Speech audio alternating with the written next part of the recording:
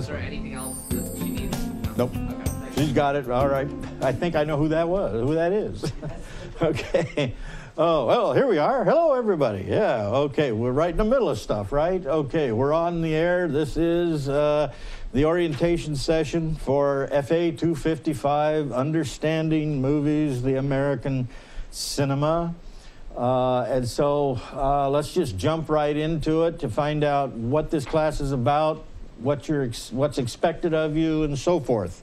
So let's just jump right in. First person you need to know is me, who's teaching the class. My name is Lucanio. It sounds like a banshee wailing if you say it long enough. I have 2 email addresses for you to contact me.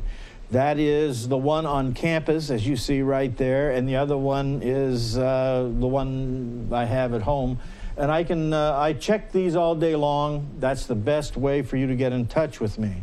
I am also on campus, 210 Forum Building, Tuesdays at 9:30, roughly 9:30, 10:30. I'll be there. I'm usually there sooner than that, and lots of times I'm there later than that.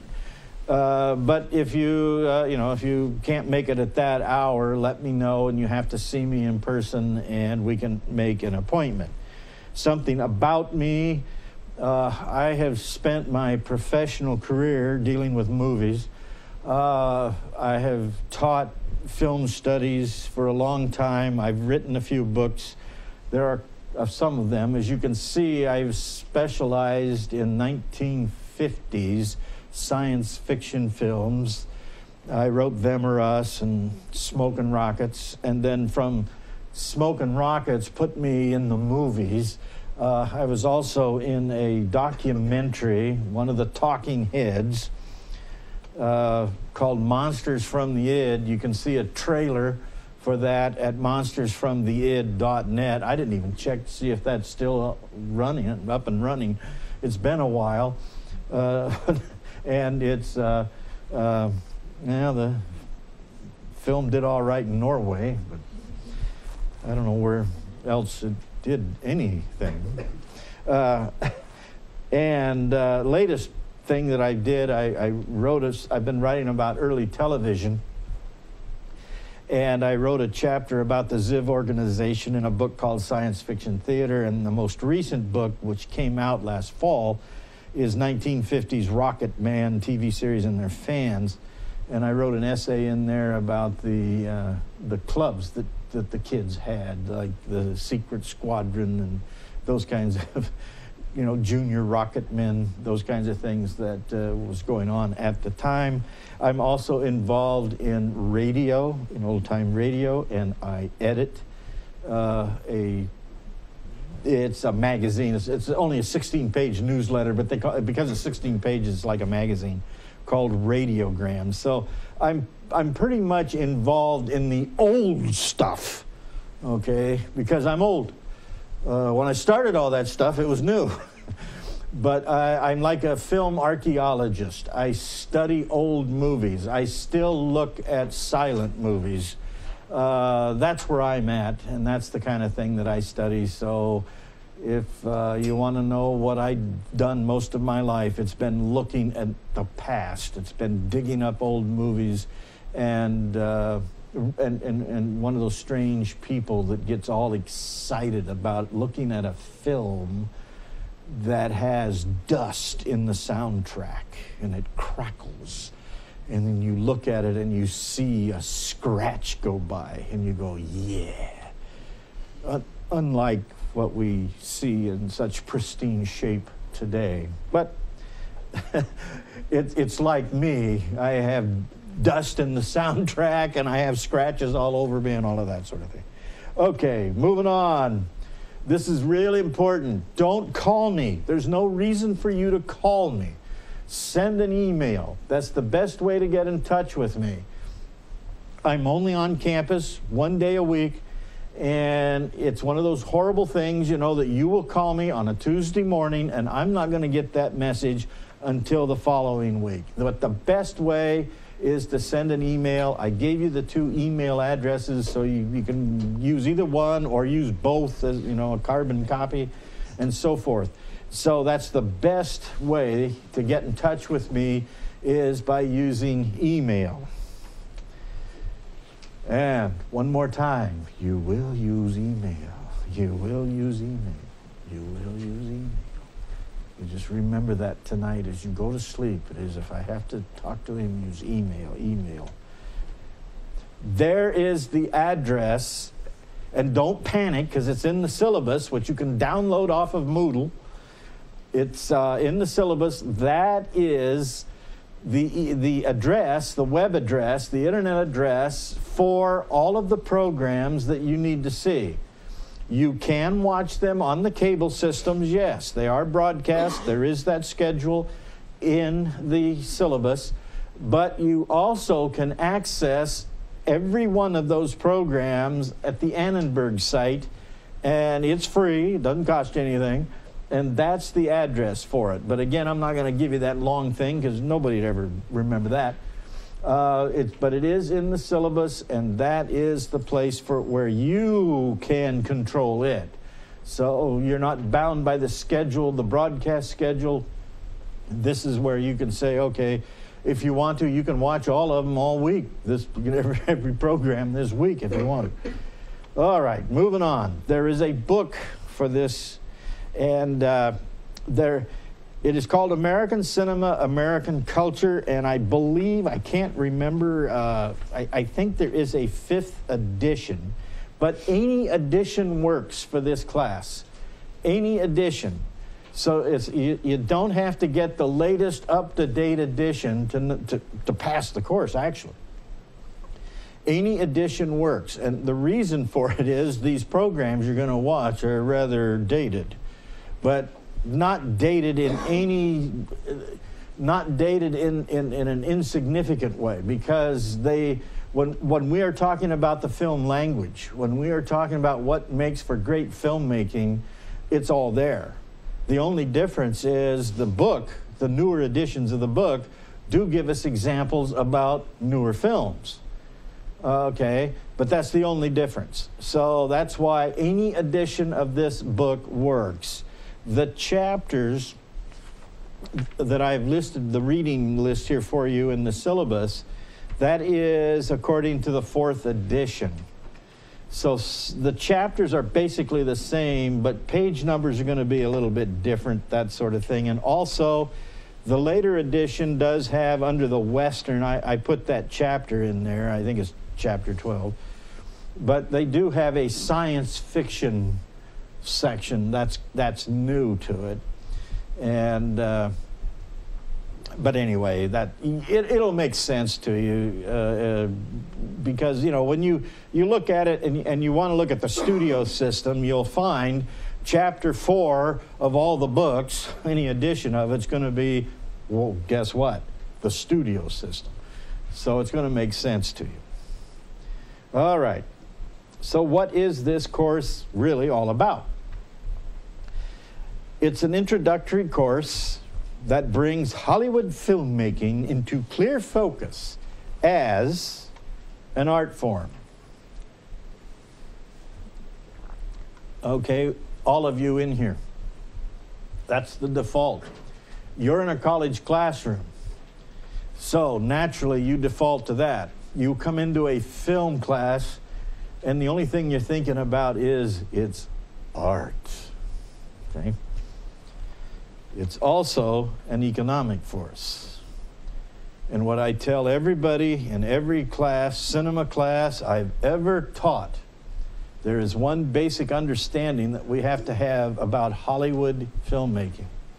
And that is this: it is a business first. They don't give a rip about art. They'll tell you they do, but they don't. It's a business first, and it is a big business.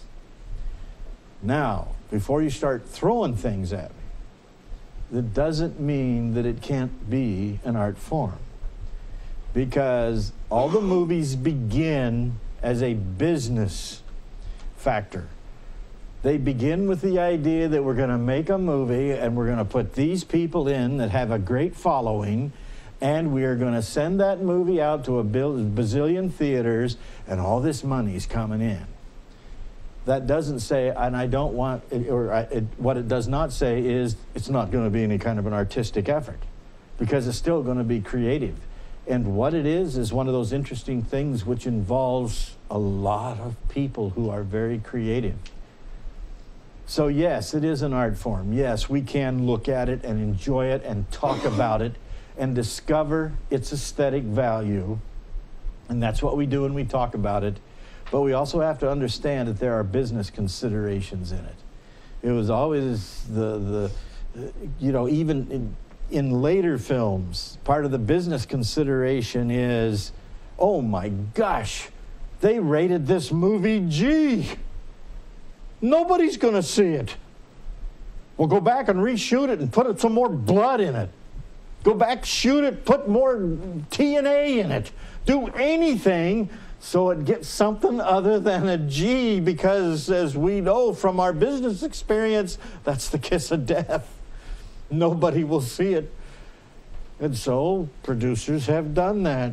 They go back, throw in blood and guts and everything else, and it comes back and it says, you are now PG-13. Oh, great. I feel better. Now we can release our artistic effort. Okay. So it's an economic force, and it's also a system of representation and communication. It is a system that communicates our values to us. It would be very interesting at times to take a look at some movies from the perspective of some alien from outer space who lands and looks at our movies. There's a great little story by Arthur C. Clarke called History Lesson, which is about that. The Earth is dead. It's long dead. It's been dead for 500 million years, and aliens land, and what's left are these artifacts. And you watch it, and the aliens are just fascinated by the humans that lived here. They are so different than anything else in the universe. And it's a joke, of course. At the end of the story, the title, the part when he gives us the punchline, it says, "The End, a Walt Disney production."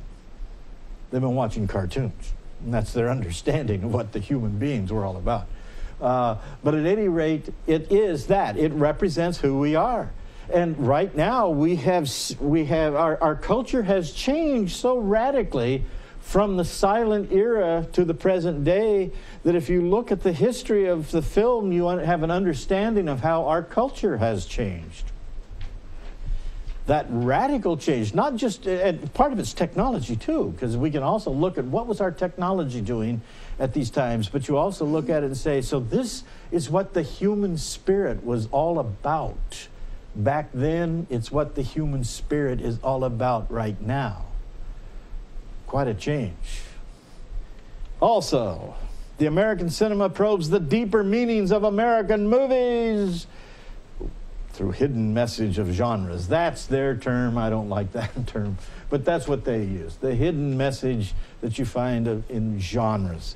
Also, the social and psychological effects of style. How that alters how we respond to a movie. It's like me, I can't stand much of television because I don't like the style. Television of today with their, jittery jumping cameras to get us all involved in it as if we're right in the middle of it. Quite a bit of that's a radical change from letting it sit on the tripod and giving us a clear picture. Mutual influence of society and popular culture. What causes it? Do the movies simply reflect who we are, or do we reflect what the movies are? The only answer to that is yes. They just reinforce each other. That's all it is. Okay, how it works. Each week there's a 60-minute lesson. Will be broadcast on the cable channels, 23 for Comcast, 9 for Charter. Each program is cablecast 5 times. You have the schedule in your syllabus. And also, we've already talked about it, you can get the whole thing at any time on the internet at the Annenberg site. the next time I speak to you will be midterm review, which is May 6th, 6 to 6:30, same time. You don't have to attend in person. It will be broadcast again, like the orientation. Then you will have an exam. It's 1 week only. I give you 1 week only. May 9 through May 16 in the social science testing lab. So it is available to you for a week to get in there and take the exam. It never works, but I always tell people, do it at the very beginning, you know, like take the exam on May 9th instead of 85,000 people on the 16th are there to take the exam. Then I will talk to you again for the final review, which is June 3rd, and then you will have the final exam that week, 6th through the 13th. That is incredibly crucial that you get in early for that, because everybody in town is trying to get the exam done, because that is final exam week. And it's very crowded, so, and they do have Saturday hours. All right, so what do we do later? Well, the course requirements, okay, here we go. You watch the video movies, that's a given, okay, because that's the only way you're going to get any of the information. It's like the lecture time for the class, only it's at your convenience. Again, the movies that you'll watch, you're going to like them because they're like documentaries. It's not just a talking head. They're documentaries about the star, the studio system, the classic Hollywood style, the Western, and so forth. Read appropriate sections of the text. In the schedule, in the syllabus, you will see the readings that correspond to each week. Then you take notes if you have to. If you're a movie buff, this stuff will probably just sink in. You know, you'll just sit there and go, yeah, I know that. Yeah, that's cool. That's all right. I'm ready for this. Stuff that doesn't make sense to you, take notes, because you're going, I'm not sure what that means. And you take notes so you know what it means, because you have to take an exam. And this is it for the course, just 2 exams. You know, about halfway through the term, we're going to have a midterm that covers everything from this week up to the midterm. All right? So, when it's time to take the midterm, and you know everything, you got it, fine, no problem. Stuff you don't know, I better check my notes. And each midterm, or each exam will be 50 questions. They're all multiple choice. You don't have to write anything. You don't have to write a paper. It's all multiple choice based on information that you will see in the videos and information that you get from the text. Again, it's in the social science testing lab. Now, in order to take that exam, you got to show photo ID, but you also can take with you a 3x5 note card. Be sure and verify their hours. Be sure and verify that at their website, so that you don't go down there with the idea of taking the midterm when they're just about to close. Make sure and check their time. And there we go. You are allowed a 3x5 note card for reference. So again, if you're a movie buff and you know all this stuff, you see this movie and you're going, wow, yeah, I know that stuff. This is great. This is fun. Man, this is like stealing money or something. This is fantastic. But I don't know what that means. And I don't know if I'll remember it. Well, you write it down on your note card and take it with you, so that if that crazy guy asks me a question about that, well, I've got my reference card right here. All right? Okay. I also tell everybody that you, not me, you are responsible for taking the test, not me. If you don't take the test because you're lazy, if you don't take the test because you went down there when they were closed, that's not my problem, that's your problem. And I run into people like that every term. There's always a little voice in there that says, it's time to retire. kind of like what I do in a way, but not that kind of stuff. All right. Also, at midterm and at final, I have for you a study guide that will assist you with what will be on the test. It will be available on Moodle that week. You know, I usually try to get it up on that Monday, the Monday of the review. Sometimes I get a little sooner than that, but it will be available at that time. You can download it, you can go through that, and that's when you decide, yeah, I don't need a note card, I know everything. Or you decide like, oh my gosh, he's asking about stuff that I didn't pay any attention to. I better call my friend and have my friend give me a cheat sheet. I'm in trouble. So anyway, that will be available to you during that, before the exam, but probably that week of. Okay, I also allow extra credit. Extra credit for those people who are looking for insurance or don't do too well on the midterm. What is it? You have two options. They are explained in detail pretty much in the study guide. And you write a paper on a production elements of a single sequence of any film produced before, oh, I know it hurts, 1970. And the reason I do that is because you guys don't watch anything that's that old. And I sort of force you to look at something that otherwise you wouldn't be looking at. And I know some people are already in pain. I see that look on your face.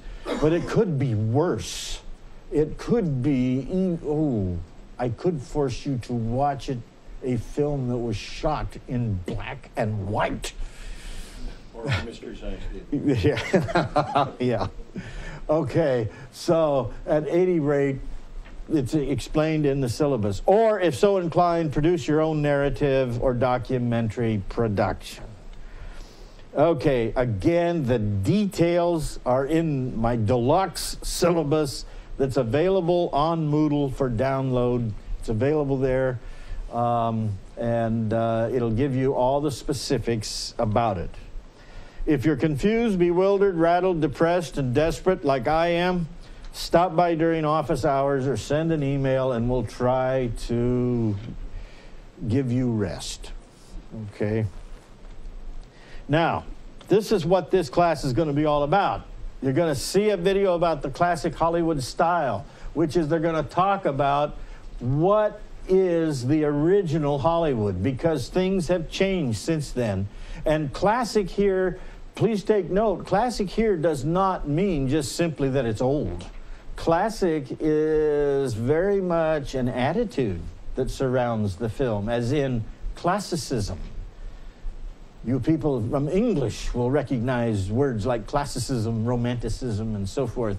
And the classic Hollywood is essentially built in, or has a built-in classic notion, classicist. I'm trying to differentiate from what we consider old, and the theory behind it. The studio system, that amazing factory, a factory that produces movies, a factory, many of them, starting with silent era, into the sound era. Some didn't make it through the sound era, and so forth. But what was the studio system? Small little countries almost, with absolute autocratic control by their founders, dictators. Many of them, the studio moguls, never once cared about what you'd call market research. It wasn't go out and find out if somebody ever watched this movie. They just say, make this kind of movie. They go out and make that kind of movie on the assumption that everybody wants to see that kind of movie. For the most part, they succeeded. The star, that amazing thing that happened in the silent era, where audiences wanted to see films with people, certain people in them. And in the beginning, it was just people on the screen. But then they kept saying, you know, hey, look at this. Oh, look at that sweetheart. Oh, look at that actress, you know. And we want to see the sweetheart again. Please bring the sweetheart, that innocent soul, that wonderful face And they had faces then. You know, and she'd come Mary Pickford, America's sweetheart. Douglas Fairbanks becomes, you know, the daring do, that sort of thing. Then we go into the genre, the Western. Genre, the type of film. We make certain types of films. People like those, so we're going to give you more. And that's what they did. They like the Western, we give you Western. Stars that get associated with the Western. John Wayne. The romantic comedy. Now, under this, that's what they call it, but they're going to cover all kinds of comedy here. The slapstick comedy of the silent era, and the screwball comedies of the sound era, and even the kind of raunchy comedies that you guys love up to their time. The combat film. Everybody else in the universe calls it the war film. They call it the combat film. What is meant, you know, Hollywood dealing with war. We dealt with it in World War I. Hollywood made World War I films, made World War II films, and right in the middle of it all, they're working with the government. The Office of War Information, making propaganda films. Everybody's favorite genre, film noir, with the question, is it really a genre, or is it just a style of filmmaking? If you just talk about the style of film genre, you could say, in many regards, you could say that Citizen Kane was film noir, the way it was shot. Okay, the question of that. And film in the television age, radical technological change. The more change occurs at this time than at any other time, and it's advances in technology. The first major change occurs in the late 1920s with sound. And then what you have in the 1950s is the screen changes size. And when the screen changes size, that's significant. That is very significant, because you had your artists who were what? They had a canvas that was square, essentially, and they knew how to paint on that square canvas. Now it is really wide. What kind of aesthetic is then involved? It's different now. And you go, what do I do with this now? Close-ups worked great in the square box, but they're not working so well here with this wide vista. And then you get the film school generation, where you go to school to become a filmmaker. All of the other previous people came from writing, they came from acting, they came from Broadway, they came from art, they came from all over the place. But then in the 1960s, you go to school, you learn how to be a movie director. Interesting. And then the edge of Hollywood, bringing it all together up to where it is now, when it's not just a movie anymore. You can't make a movie anymore, just a movie. No, because you got to make sure and make this movie, and remember we talked about it as being part of business, so they're saying when you make this movie, make sure you get something in there that is really exciting so that we can convert that into a video game. And also, we're going to have little figures of these people that we can sell.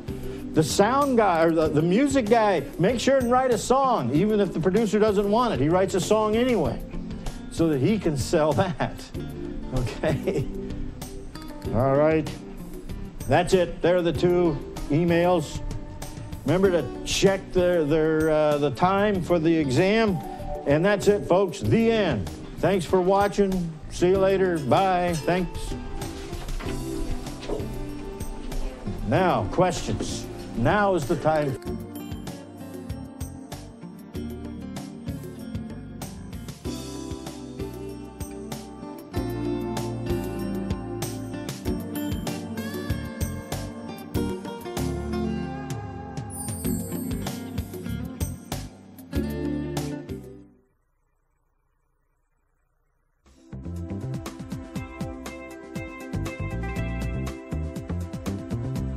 Lane Online. Learn, unlearn, relearn.